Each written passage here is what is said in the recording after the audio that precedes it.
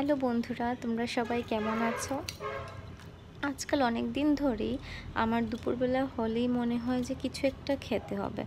তাই ভাবলাম আজ অন্য কিছু না খেয়ে ফ্রিজের মধ্যে অনেকগুলো আমড়া পড়ে আছে, তাই দুটো আমড়া নিয়ে নিয়েছি। ওইগুলোকে ভালো করে কেটে কাসুন্দি বাটা দিয়ে অল্প নুন মেখে আরামসে খাওয়া যাবে। এই দুটো আমড়াকে কেটে নেব ভালো করে, আর ছোট ছোট স্লাইস করে নেব ওইগুলোর।